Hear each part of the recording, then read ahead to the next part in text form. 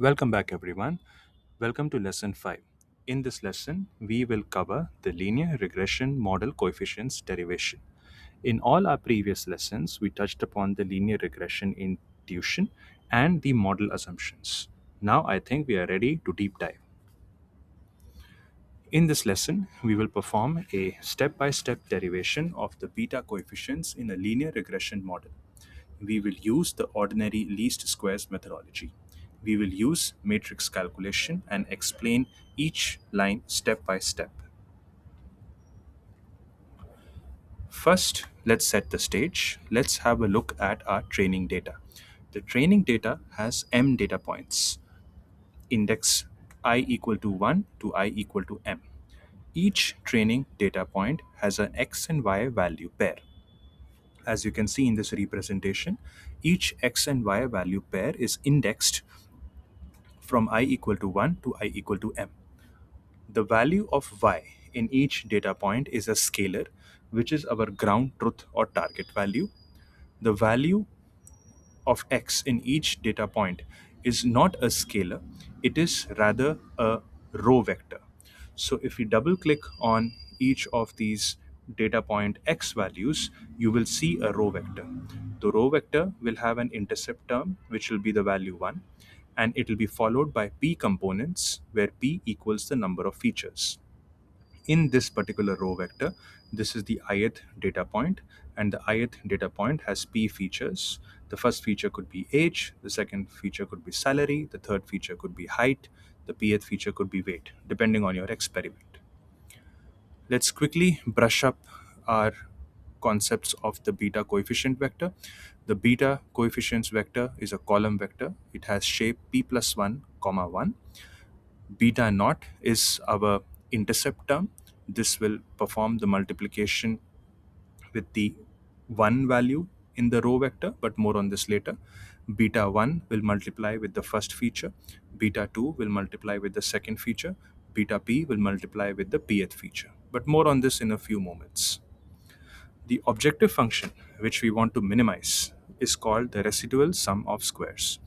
The residual sum of squares is the square of the error associated with each data point. You may recall from the previous lessons that y index I is the ground truth value minus y hat index I. So y hat index I is your linear regression model output. So your ground truth value minus your model output is your error. The error for this ith data point has been squared. And when the square of this error is added for all the data points from I equal to 1 to I equal to m, you get the residual sum of squares. Also note, the residual sum of squares is a function of beta. Why is it a function of beta? Because when we impute the formula for y hat, you get the linear regression equation. The linear regression equation has the beta terms in it. So y hat at index I is beta naught plus beta j xj from j equal to 1 to p. So we have just done this substitution, and you can see that the residual sum of squares is now a function of beta. We specifically are calling this out because we will perform our derivation or derivative in the calculus using beta. The residual sum of squares is a convex function. The convex function guarantees that there is a minima. Since we would be performing our calculus with respect to beta, at the minima, when we calculate the slope, equating it to 0, we will derive out the values of our beta vector. For this, we will use calculus. Also note, while we're not going deep into the optimization theory, anything which is quadratic or raised to the power 2 is bound to have a minima, and the function is convex. And it is this property which we will make good use of. Just a quick refresher, our linear regression model will have a bias term, and we will use the augmented feature matrix. The augmented feature matrix has a vector of ones as its first column, so its shape is m p plus 1. When this matrix multiplies with the coefficient vector, which is p plus 1, 1, we get the y hat values, which is our linear regression model output. Before we start the derivation, I would like us to focus on one row operation with the beta coefficient vector.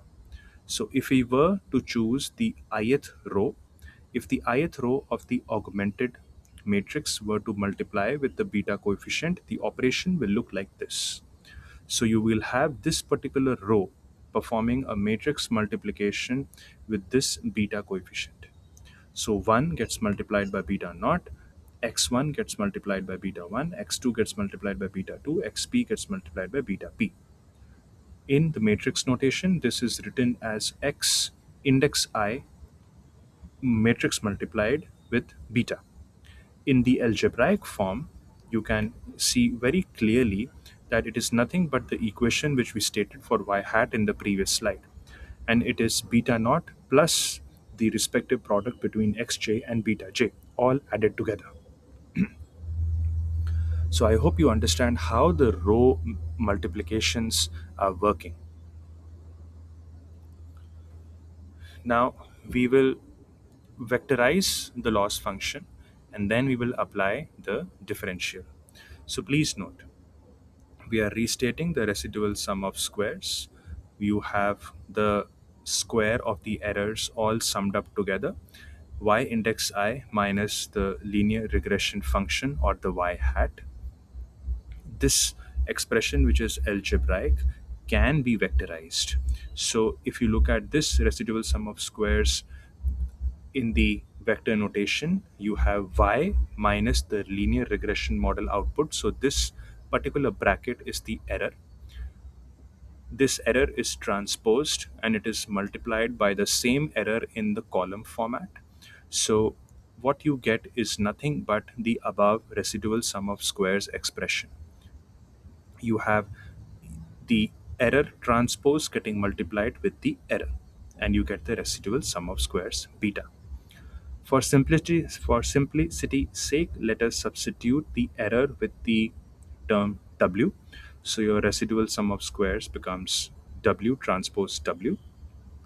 Let's take the differential. We will use the product rule.